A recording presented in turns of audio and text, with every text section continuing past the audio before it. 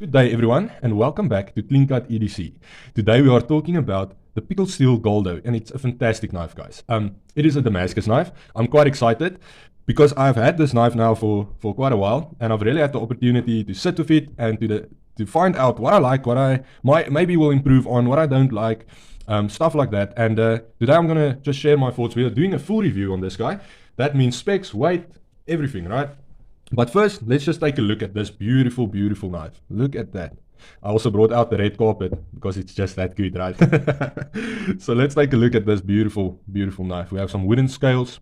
It is sandalwood. We have T6 body screws, T8 pivot, some thick liners there, beautiful backspacer. Very nice. Very nice. Let's take a look at the blade. Woo! Just look at that Damascus finish on this thing. Wow. Wow, wow, wow. It is beautiful. It is beautiful. It sits on a display stand in my living room and it definitely catches the eye. That's for sure. When people come in, this is hands down the first knife they see. Either this one or the Kaya. But it's just so beautiful, man. Yo, love it. Let's just do some size comparisons before I get too enchanted by this knife. Okay, we have the rake P801 SF. We have the Recoil right here. And as you guys can see, it is very, very similar to the Recoil in size. I think maybe like 3 millimeters shorter than the Recoil. The rake, it is maybe half a centimeter shorter than the rake. So it's definitely in that medium-sized knife size. Let's take a look at the Penguin. It's about 1.5 centimeters longer than the Penguin. Honey Badger large Tanto. It's about 2 centimeters shorter than the Honey Badger large Tanto. Still need to do a review on this guy. Let's look at maybe the CRKT Bezoda. Okay, and our Leverman side clip, which is the same size as the Leverman Wave. So you can see quite a lot longer than the Bezoda. And I get a nice grip on this Bezoda, I really do. So you'll get a nice grip on the Galdho also. Job, good size, not too big, just big enough to get some large jobs done, right? You're not gonna feel stuck or limited with this knife, that's for sure. Okay, so the weight on this guy is something we need to discuss, right? It has wooden scales, it has some thick liners, it's not skeletonized, it has a relatively thick blade. Yeah, so the weight should be terrible, right? It should be an effort to actually carry around. But let's take a look, because it doesn't feel that bad, so I think there will be a surprise with this. Let us see. 108 grams, guys. Are you freaking kidding me? That is light, guys. For a knife with wooden scales and these thick liners, that is a very, very good EDC experience, right? If you take a look at something like the Recoil, you're coming in at 120 grams, and this is my everyday carry. The Honey Badger large Tanto, 113 grams. I mean 114. So it is. This has FRN, it has very, very thin skeletonized liners, and it's still heavier than something like this.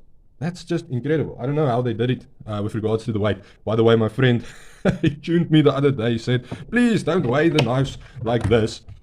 Do it upside down because I'm already struggling to read in my everyday life. Sorry. But yeah, fantastic weight. A fantastic experience with regards to EDC. Now, the one thing I must say, we have a very light knife, right?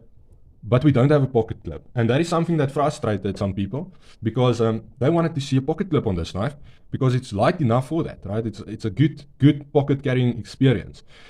And maybe that's one thing that I will ask for, right? Let's not add a pocket clip from the start, but maybe let's include a pocket clip and a long T6 screw with the packaging, so that people can put on their own pocket clip if they want to, because it does work. I did test it out last night.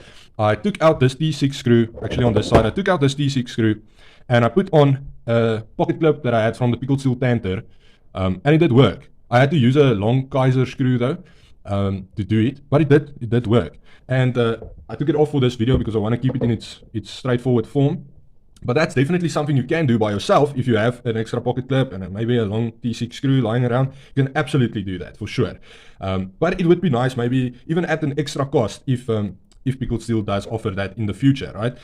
So yeah, guys, it does come with this custom leather sheath that you can carry on your belt. And what I always say is put it tip up, right?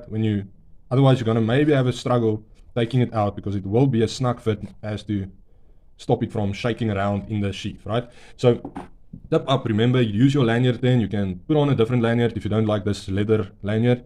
I like it, but I usually go for a darker leather, something more like this. Yeah, to easily take out your knife so that you can use it quickly. Now, one thing I must say about this knife is that it is a fantastic user, right? This thing just, my other Damascus knives, they don't get used. I'm honest about it. They sit on the shelf, they are there for being pretty and for display purposes. It's just the case, maybe at the wedding I will take it out and use it to cut, I don't know, a small package or something, but it's not a user. This knife, however, it almost demands being used. It is just that good. It just feels like you want to grab for it, right? When this is nearby, I will rather grab this knife than maybe the Penguin. I will not feel sorry for it. It's just, it feels like it should be used, right? And it should be used. That is what the intent is. So let's discuss just the functionality of this knife and why I say that.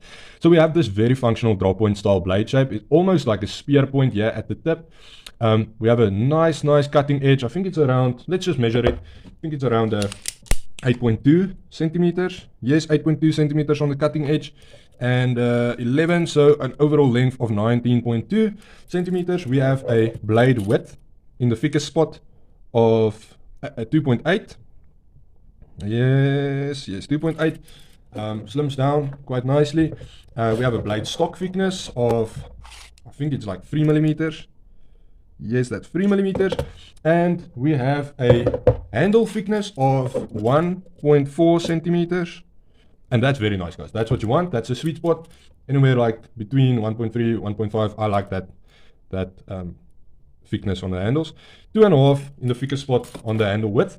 So very nice and comfortable with regards to the ergos. The edge is nice. It has a sort of a recurve here at the bottom. Don't know if you guys can maybe see that, but it starts out with a slight recurve and then it goes into the drop point belly. That's fantastic. And that recurve is functional when you need to, grip up on something and not have it slide forward that easily, stuff like that, not get away. That is nice. That is a nice aspect to have. I like it. Some people don't like a recurve on a blade, but I do. I like this. This is only for, I think, design purposes. These cutouts here at the top. But I have seen that if I hold it and I would go maybe for a push cut or something like that, or draw the knife, it does provide me with a slight bit of just something to hang on to, right? It's not jumping, but it's just a little nick that I can use as extra grip, and it works. It does work. Very functional. Jumping on this slight thumb ramp we have over here, you guys can see there, very functional, very nice. You can't choke up on this knife. You can't rest your finger there. The trigger is or the flipper, it does not provide you with a trigger option or a resting place, but you get a fair grip on this knife without having to creep forward that much, and you can always just go a little bit forward with your thumb and still have those nicks to provide the extra grip, right? Deployment options. How do we deploy this beautiful blade? We have dual thumb studs. We have a flipper tab, very small flipper tab right there.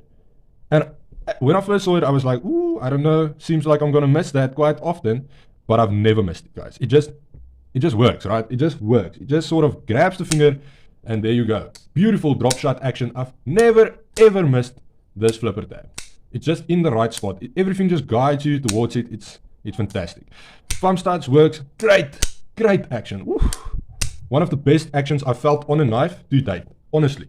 I have many knives, but this thing is killing them. It is unmatched, almost.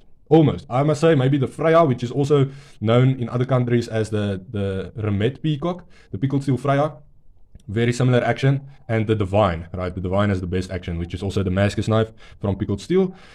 But yeah, guys, drop shot action, fantastic. Runs on ball bearings, and yeah, it's just great. It is great. Okay, let's talk about these scales. We have some beautiful sandalwood scales. I like the grain of the wood. Everyone is going to be different, right? It's different wood, so it's going to be different. So yeah, that's going to be interesting to see, the sort of scales that come out. Very beautiful. Very nice. Okay, let's talk about the liners, right? The liners is not skeletonized. It's thick stainless steel polished liners. And it's beautiful. Creates a fantastic lockup with this liner lock. So you guys can maybe see there. Let's go. There we have it. Beautiful lockup. Dead center. Awesome. No wobble there. No wobble. Fantastic lockup. And I've actually played a little bit with the pivots just to see what comes out if you tighten it with regards to the action. And I just can't seem to get a crappy action out of this knife. It just doesn't happen. Very accessible with regards to accessing that liner. Very accessible. The decompression is nice and soft. You have that little grabbing space there. It's not a hot spot. It just extends a little bit past your top liner, and fantastic way to decompress this liner. Oh, it's just a dream, man. It's so soft on the hand. Just goes. Just works. Awesome stuff. Okay. Nice size stopping pin right there, as you guys can see. And fantastic, beautiful backspacer. Beautiful backspacer. It will inevitably grab a little bit of grit and stuff that you will need to clean out every now and then. But luckily, I like to maintain my knives because then I get to play with them, right? It's an extra excuse to take them out and play with them. I love this backspacer. Very solid in hand. Definite worker, right? It's a beautiful knife, guys. And if you're only going to display it, then that's your thing, right? But this thing just screams use me. The way it locks into your hand, very ergonomic, with that little shape right there, with the cutouts. Both backwards and forwards, you have that locked in placement of your hand. With forward, you won't slide up because the flipper and the way it's shaped here blocks your hand. But then at the back here, it also creates a little bit of a lockup when it comes to maybe, trying to pull the knife out of something, right? HCR, I think I mentioned that, HCR, and that's a fine steel. It is obviously not a premium steel, but it's definitely corrosion resistant. It keeps an edge for quite some time. It's great. It's as good as at least the buck for 20, right? And that's good enough for most people, so that's good enough then. In most arenas also, with regards to hunting or whatever. Not that I'm thinking many people are going to use this as a hunting knife, but you can for sure if you want to. I like the fact that there's no bolster. It is low maintenance, but still very beautiful. And I also like the outline that the liners give, right? The liners protrude a little bit. It's not flush with the handles, and it creates this beautiful outline. Maybe you guys can see that. It's just fantastic, man. Wow. Beautiful. T6 body screws, T8 pivot, and that keeps everything nice in place. Works just fine. Guys, you can't go wrong with the Galdho. It is just, if I maybe had to buy only one Damascus knife, right? And it's also going to be my everyday carry. It's also going to be a user. This is the one I'm looking at, for sure. Because it has everything going for it with regards to having a beautiful knife, but also a usable knife, right? The Toko being fantastic design-wise and definitely also a fantastic user, it's not the one I'm going to grab when I need to cut something open. This is rather going to be the one that I am going to grab, right? So, yes, guys, buy with confidence. Links in the description, and I will pin it in the comment section. Get yourself a Pickled Steel Galdho, the peak of the peak.